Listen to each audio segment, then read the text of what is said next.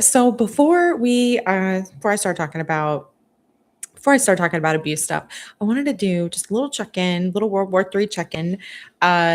So if anyone is new or if you don't remember my like timeline, I'm expecting it to go wide in a way that is recognized by everybody by or before October 2026. And so we're definitely a lot closer to that. One of the Russian KH blah blah blah missiles accidentally went into Poland, and Poland like scrambled their like air force and stuff, and like their air raid sirens were going off. Um, and also, Zelensky, like from Ukraine, ended up taking action against Iran. So essentially, there are so many mutual defense agreements that are in place, and it's pulling people into conflicts that are not intrinsic to like them naturally. And so that's what we see when we start getting toward uh World War III, the next big conflagration. So um just as a refresher, the timeline is um up to October, we're building up to the war period. And then the next piece is going to be an economic piece, famine piece. Again, we're going to be building up to that. So, whenever you see these stories where everyone's running around like the sky's falling, the economy's going to collapse, and then it doesn't seem to, that's why. There's enough tolerances in the system that it's not going to happen yet. But once everyone's engaged, a war is very expensive, then you lose a lot of the margins and the tolerance. So it's not until we're like everybody's fully committed doing the World War III, that we're going to see that financial piece. Then once the financial piece happens, you're going to see high levels of authoritarianism kicking off, and that will also include a draft for many countries. So I'm not looking forward to that. That's going to suck. Anyway, so that October 2026 to October 2027 period, that's the run up for that. And then traditionally, and we saw this, I guess, with World War One, two, where after people have been malnourished for a period of time, there isn't enough money to, or even supply lines to get good nutrition. So you've got a lot of malnutrition. People are tired. Their immune system is compromised. That's when you start to see. That's when you start to see, uh, your pandemic. So like the not Spanish flu from like 19. I want to say it was 1919. But anyway, so October 2026, October 2027 is our economy piece, the economic collapse. But again, there's a buildup to it. It's not happening immediately. That's just the direction. So the economic collapse, and then also along with that, there's going to be a famine piece. But again, like if you look back at the Great Depression, not everybody was in famine. So when you see people talking about the K-shaped economy, where certain people are doing really well and then certain people are not doing really well, that's probably what's going on there. And then October 2027 to October 2028, that is when you see the run up toward these like pandemics, and also probably, a lot of death. We're not worried about that yet, though. So the reason why that I basically go through this and talk about it on the channel is because I deeply, deeply, deeply want to help victims of abuse not be in a place living with an abuser. It's one thing when you're living with an abuser and then you can leave the home, leave the house, go be somewhere else. But when outside and inside are unsafe, it's the amount of stress is bonkers. And also their lives are at risk, especially as the levels of stress go up. There was a lot of increases in abuse during the COVID pandemic. And probably World War II, World War I don't, I wasn't there. I'm not a research scientist, so but I'm gonna assume human nature, that's probably what was happening. So as always, every little like we don't want to be overwhelmed.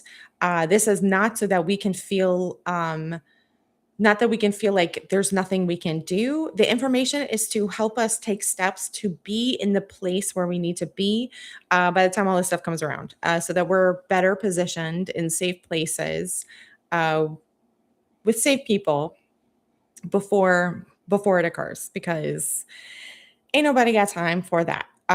So yeah, that's we're trucking along. Anyway, okay, now let's talk about I. Which one do I want to talk about first?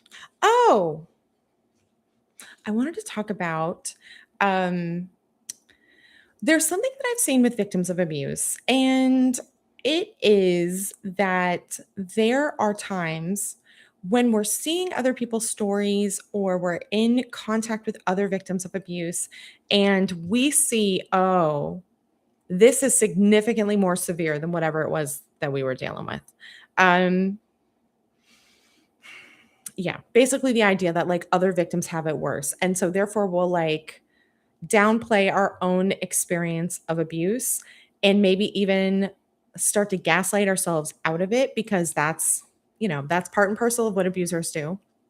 Is they gaslight you out of thinking that like something wrong is happening to you. And so it's very common. I had this experience when I went to my local domestic violence shelter, and part of the process of going and participating in the program is that there were like these classes you would go to. So I was in the classes, and I was like, oh, no one needs to hear from me about my experience. The predominant level of abuse, there was physical abuse with my abusive ex, but with my child's father, it was majority financial and emotional. And then, when I was a kid, my dad did try to kill me twice, but like that's twice out of your entire childhood. And also, I mean, he did beat us, but that was a lot more common back then. And so there are definitely people who've had more severe experiences, and there are definitely people who've had less severe experiences. So, if I'm talking to somebody, they might hear, wow, your dad tried to kill you twice. That's horrible. And then someone else who's like, oh, yeah, I dealt with that every day. Right. So, um, anyway, so I was in the class, and one of the ladies was talking about how the perpetrator that was abusing her had stabbed her multiple times. And I was like, we don't need to hear from me.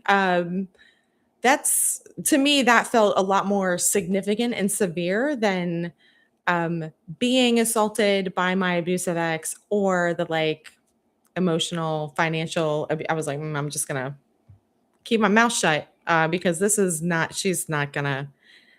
I don't think this would be helpful in this situation. So that feeling of like, oh, it's not that bad. It's not bad enough for me to claim it as abuse. I think we'd be surprised, because when people who love us hear about the things that happen to us, they're usually shocked. Is in my experience, like what victims of abuse end up dealing with.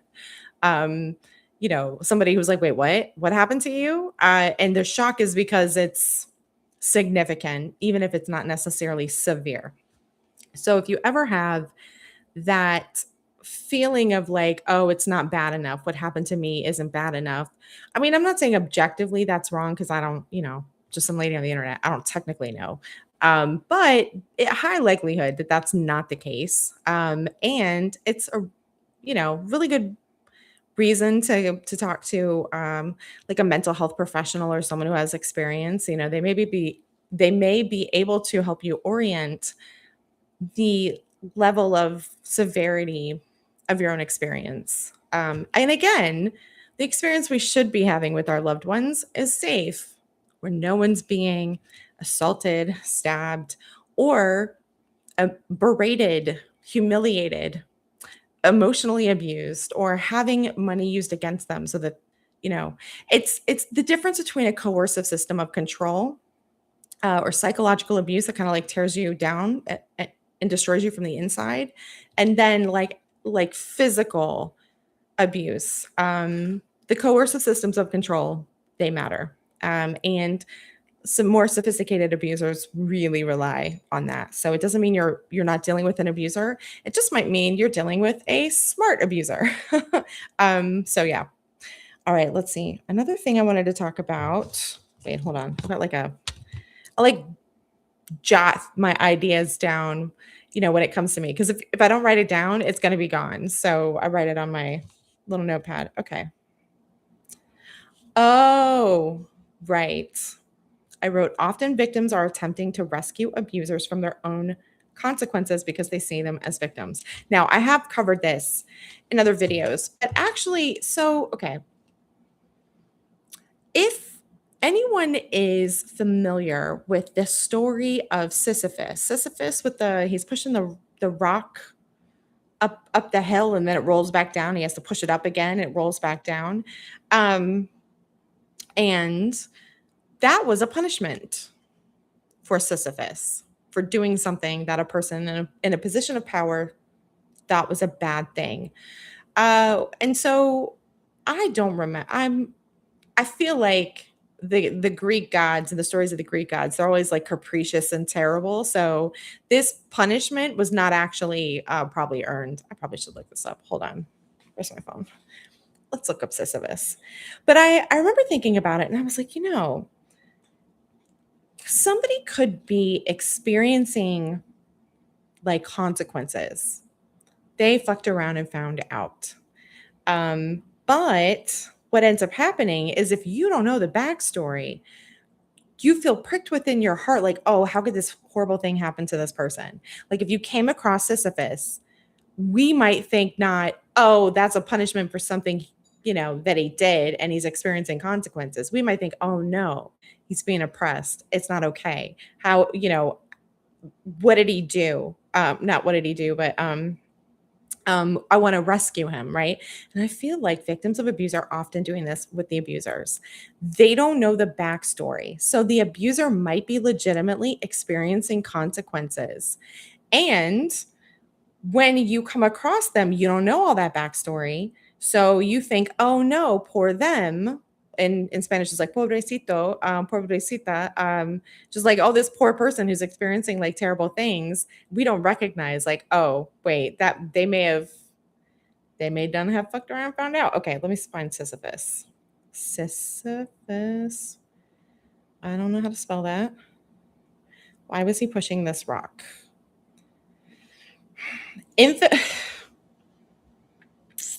Sisyphus, this is the AI like thing, probably from Wikipedia. Okay. Sisyphus is a figure from Greek mythology, the king of Corinth, infamous for his trickery and for cheating death twice, leading to his eternal punishment in Tartarus, endlessly rolling a boulder up a hill only for it to roll back down each time he nears the top.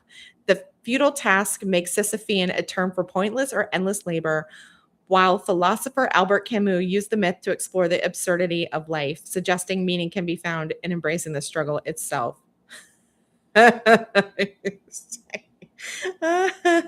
Okay. So it looks like for being kind of a trickster, and for his hubris, Zeus condemned him to an eternal frustrating task in the underworld. Wow, that's really funny. I didn't remember that. I didn't remember that from, I don't know. When do you cover like Greek gods? I feel like it's middle school. Um, anyway, that was a punishment. In my mind, I completely forgot that whatever the reason was for it. And I was just like, oh man, that's so terrible. This guy rolling a rock up a hill. So um essentially, I feel like victims do that. We see somebody who's rolling the rock up the hill. That is for them a punishment. But we don't know the backstory. And we do that thing where we assume that this person is a victim and not experiencing consequences. Yeah, and that's a hard one because especially if you're so many victims of abuse are like trying to be good people, having an open, caring heart and empathy for other people.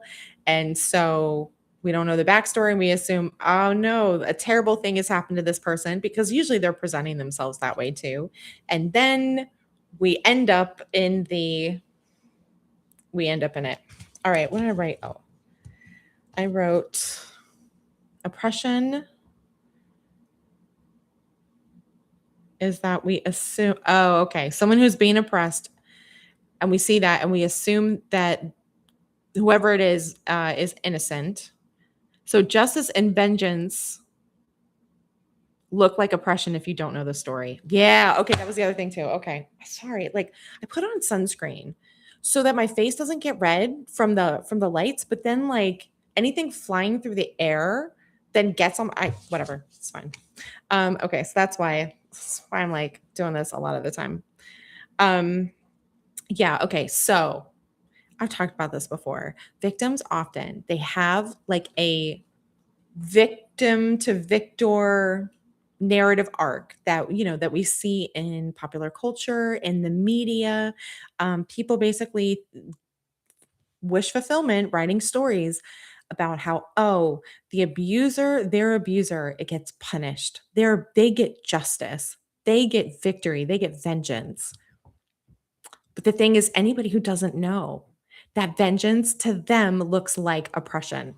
That vengeance to them looks like they're a victim. It's just like, and when I've mentioned this in videos before, the example I usually use is like if you had parents who were abusive, and okay, so when you were your entire life you were a kid, and or the entire time you were a kid, and you're vulnerable to these people, and they're abusing you in some way, and you go, oh, okay, once I'm an adult, once I have power, once I can protect myself, I'm going to take action.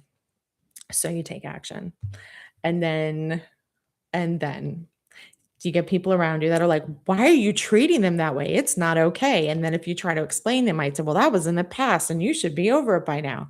So this idea that we get justice or we get vengeance, that's only if someone knows the story and is stuck through the story and is taking your perspective on the situation. So anyway, you might be trying to get the justice. You might try to be getting the vengeance, and someone else doesn't see it as fuck around, find out. Someone else sees it as you being wrong, oppressive, or abusive.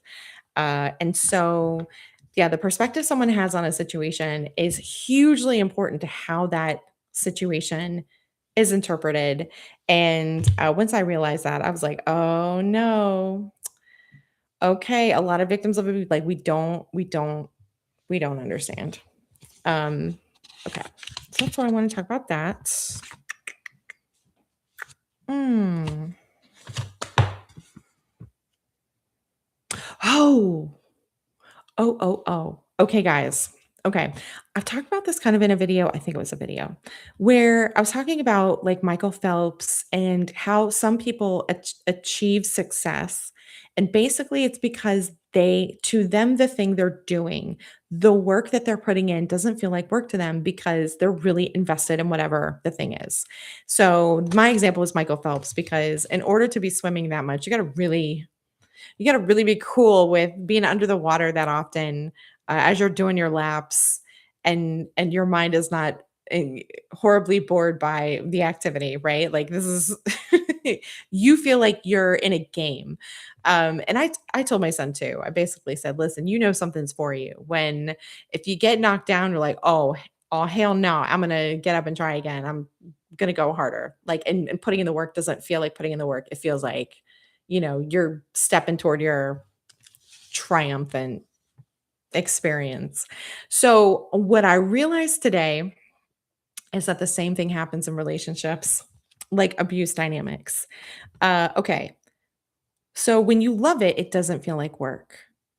You're Michael Phelps, or you're whatever it is that you're doing, and you're putting in the work and you're putting in the work and you're putting in the work. It doesn't feel like work.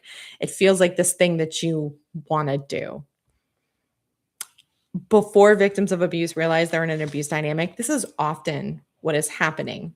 They are deeply invested in trying to fix the situation. Usually, I find victims of abuse go to relationship resources first, communication resources first, even resources on like anger management. thinking that this is going to help them with this person they love and care about. And so they will go on a deep dive and try and learn everything they can so they can fix the relationship.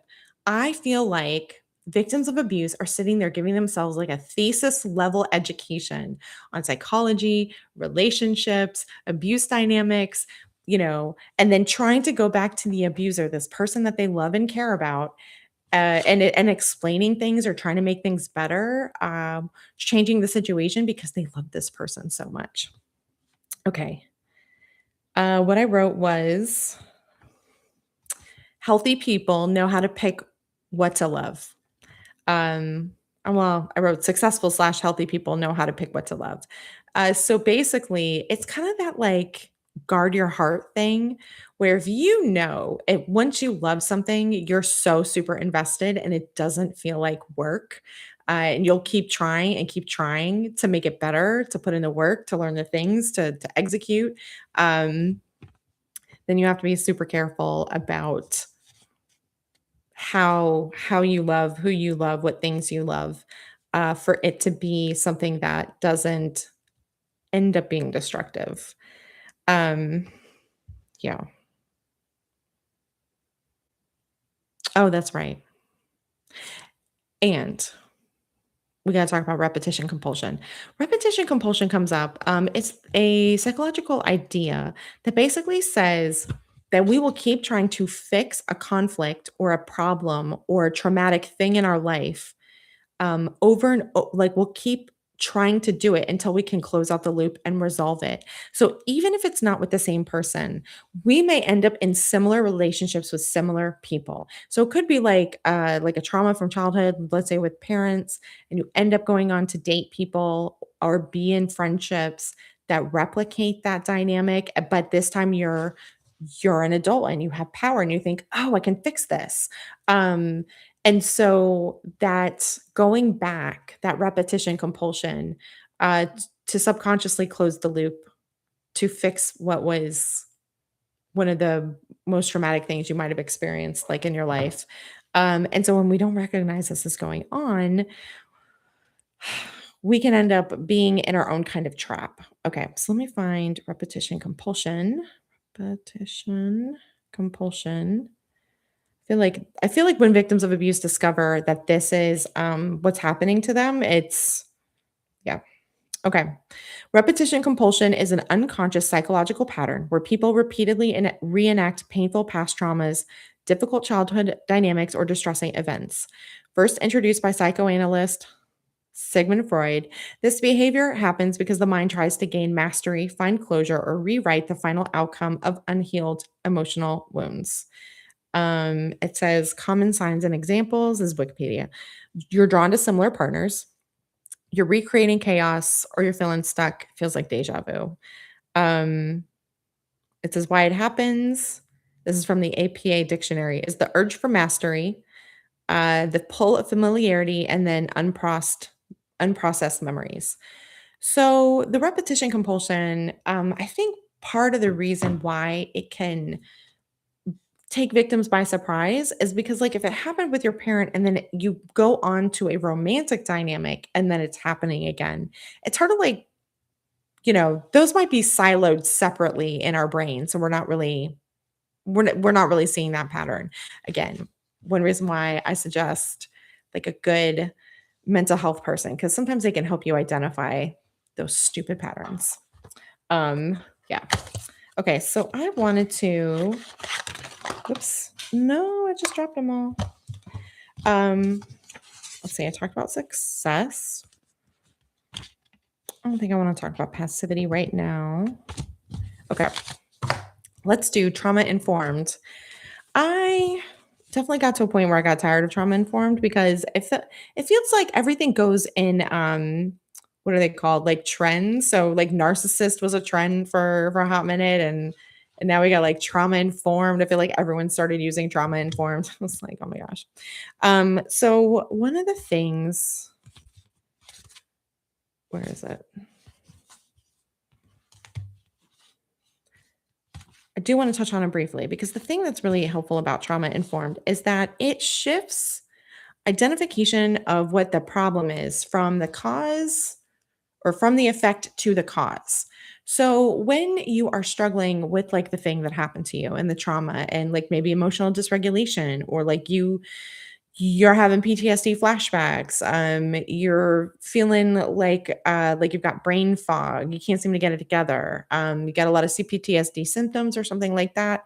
Um, you might feel waves of intense emotion out of nowhere that don't seem to make sense to you. So if you are the thing about psychology is that usually people don't usually it's when it affects other people that suddenly a lot of people are like, "Ah, there's a problem here." And so the trauma informed piece kind of moves that away from does this impact other people to like how is it impacting the person and what happened to you, what caused it. So it shifts the identification of the problem from the effect of what happened to somebody to the cause. And then it shifts to the management of the effects without shaming or identity fixing somebody. So it's not like you're bad or you never blah, blah, blah, or you can't this and that. It's looking at it from a more growth oriented perspective. And I really like that. All right. No, I don't want to do that.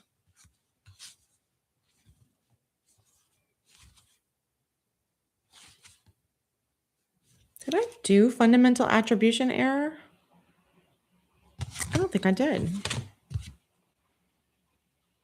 Okay, so I there is this well-known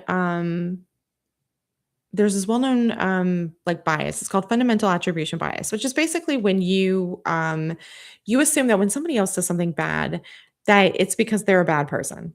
But when you do something bad, it's because oh, it's just circumstances.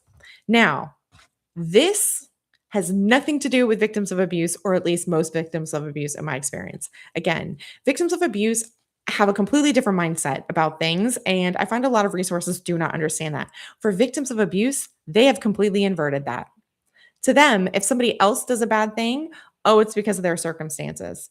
They do a bad thing, it's because they're a bad person.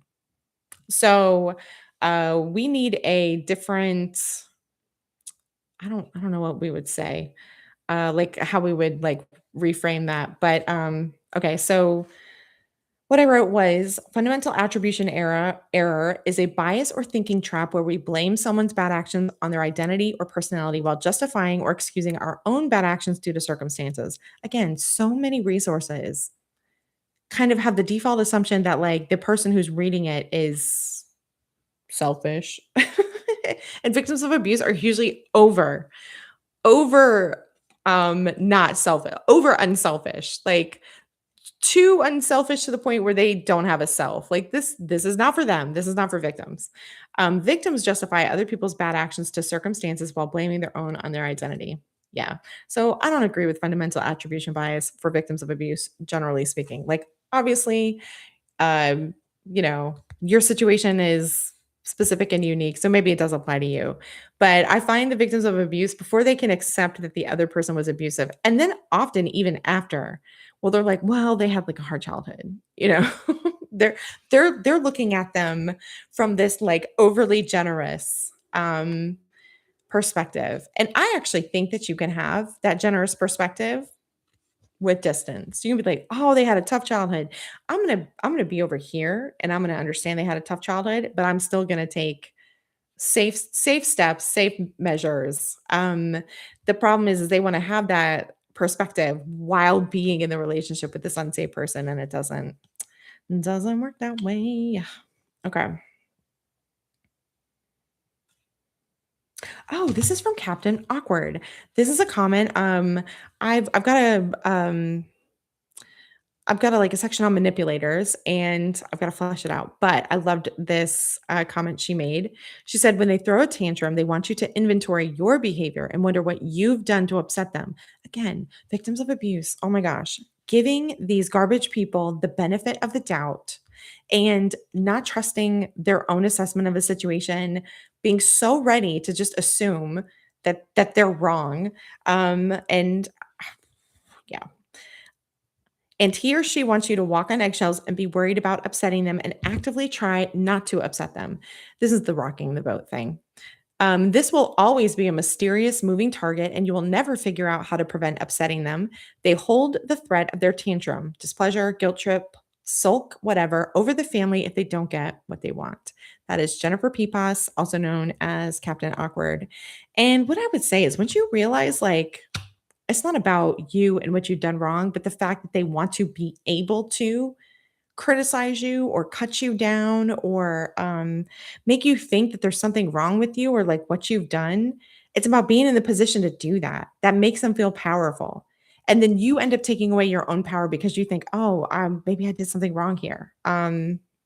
Maybe I'm wrong. Again, victims of abuse are trying to be like good, ethical, moral people. And the abusers, they weaponize this. And I think it's so helpful when you recognize, like, oh, wait a minute, I don't do this to other people. I'm generous to this other person. So then why are they not doing that toward us? Yeah. I find a lot of victims of abuse are just trying to be the biggest ethical people. And I had this moment with my mom in particular.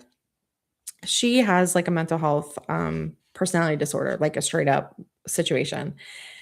And I reached a moment where I thought, you know what? I bet if she were in her right mind, she would not want me to be experiencing this. I know if it were me and I had the like cloud of, let's say, a personality disorder or something that was leading me to be harmful to other people, you know, the core person of who I am would not want other people to, you know, be harmed. You know, I would want them to do what they would need to do to be safe people. So that's sort of when I'm talking to victims. That's what I'm telling them. Like, you don't have to think this person is a bad person. They might be, but a lot of victims really struggle with like feeling that way about them. And it doesn't mean you have to think they're a bad person forever. It's just you're a bad person right now. You could stop. Um, but if you can't bring yourself to think of them as like a bad person, you can just think of it in terms of like they're not being a safe person and you know, they need help being safe. That's what boundaries are for. And in this case, probably some very, very distant type of boundaries where they don't have access to you or extremely minimal access. Speaking of which, no. Actually, I'm not going to talk about estranged parents. Not today. Sometimes they make me tired. Okay, so there was a video that I was watching, and it was The Mentalist. It was like a little clip of The Mentalist, which I feel like I watched that show like years ago. But the guy, he's so good at paying attention to all the details and then, you know, synthesizing like an understanding of who somebody is or what happened or whatever. So somebody made a comment. I was like, wow, this is great. Okay. It's John Baboso 9860. And he said, oh, pretty standard mental suggestion technique. One, flood the target with enough information that it creates a state of confusion. Then two, offer a straightforward question with an easy answer that the target can give to resolve the cognitive burden of confusion.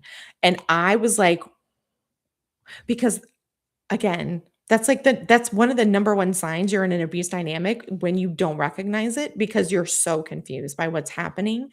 Um, and so I think possibly, I'm not saying this is true for every single situation, but I think possibly the easy question that the abuser gives the victim to manipulate them into doing what they want after they've been flooded with the confusion of the abuse is, do you love me? Don't you love me? Or something value related like that. And so even though it's manipulative, it is a resolution to the confusion. So you go from being confused and you're like, well, no, at least I'm sure that I love this person. And then from that foundation, they go on to get you to betray yourself essentially or to go against what would be in your own best interest. So anyway, I was like, in the clip from The Mentalist, he basically like does his little reading of the guy and he's like, oh, you're probably like this and like you experience, and it's always really like specific. And so the person is sitting there confused like, wait, how does this person know that? How on earth and or he's given him stuff to think about that maybe he never put two and two together before. So he's sitting there and he's very confused, and then he goes, "Oh, let me hey, do you know where the phone is?" And the guy like is like, "Oh, okay. Well, yeah, here it is." While he's struggling with the flood the zone level of confusion and information. And so also he put this person in a perspective where he gave him something. He acted in a helpful way. And like in the prison, this guy would not normally do that because he's running the show. So for him, that was a subordinating kind of maneuver for himself that he kind of got tricked into by this mentalist.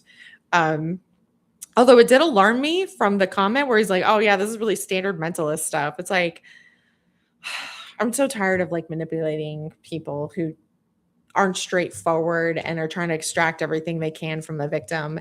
And sometimes I think back on, like, stuff we used to tolerate in society. Um, I'm old enough to remember what was the name of the show? It was like a, pickup artist show with what's his name? Mystery? I think the guy's name was Mystery. And oh man, he was such a dork. I don't know how we all were like this is so manipulative. Like what he would wear his like felt club cowboy hat and his, ridiculous shirts. And anyway, that group of people that are trying to hack human beings instead of, oh, I don't know, respecting free will, guys. Anyway, yeah, I can't believe we weren't like, that show's garbage. And thankfully, the Tate brothers hopefully are going to get in prison. But the fact that they aren't in prison yet never ceases to like amaze me. Anyway, all right, let's see. I did talk about, okay, so there's something that I wanted to kind of talk about. I don't know if this applies to all victims. I know it applies to me, and it's something I'm still working on. So if it doesn't apply to you, I'm absolutely am not saying it should. So one of the things that I have been working on from a spiritual perspective is passivity and waiting for things to resolve or get better. Assuming that if I'm a good person or do good things, that good things will happen for me. And when you bring that kind of mindset to a relationship, it's not accurate because that only works if someone recognizes goodness. So one of the things that I've been trying to do is to like actively advocate and learn how to actively advocate for myself in terms of asking for things and thinking that I'm worthy of being able to do that. So like in a professional setting, it would be like asking for raises. I cr- I hate asking for raises.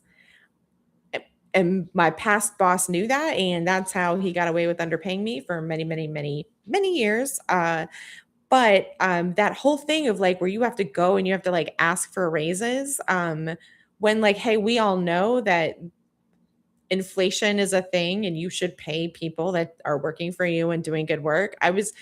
Um, I still don't think I should have to go and do the whole raise thing. But I'm realizing that like that I've got to learn how to be more proactive on my own behalf for stuff. So instead of just hoping to receive like good stuff, actively advocating and doing the work for it. It's very uncomfortable for me. Uh, I don't know if anyone else can relate to that, but it's something that I'm working on. Um, so anyway, if it makes sense to you, I think that's like work possibly worth doing. Um, yeah. So anyway, that was pretty much all I had to talk about. I hope everybody has a great weekend, and you know, I guess it depends on where you live, whether or not you're dealing with wildfires and like a heat dome, or we've got nice weather, thankfully, but you never know how long that'll last. And I know other people are dealing with floods and stuff. On a side note, I did not realize America had like the craziest weather. Um, I don't know how I started watching like worldwide weather, but I started seeing, instead of, oh, here's your weather for your city or just your weather for your state, I finally ended up stumbling onto like people who are just discussing weather systemically. And so you'd see like your Arctic kind of like jet stream situation and like how this and that, interacted. And I was like, oh, when you look up like tornadoes, the United States has like the most by ridiculous measures. Or like big massive thunderstorms. Like I grew up in Florida, so I'm very used to an afternoon thunderstorm that like swooshes through and is just amazing, and then it's gone and you get a rainbow. I didn't realize not everybody had storms and rainbows. So when I moved, I was like, where's the weather? It's like, why is it always nice? Where where's the storms and the rainbows? Anyway, so apparently, because we've got the mountains on each side of the United States, and then we've got the cold coming from the Arctic and the warm air coming up from the Gulf Stream. We have the most interesting weather. Um, and I did not realize that the rest of the world did not have weather like this. So it's like, oh my gosh. I loved all those videos from the Europeans who were like, what the heck is this? Why is there hail? It's like, you guys don't get hail? What is anyway? All right, that was it. I'll talk to you guys next time. Hope everybody has a good weekend.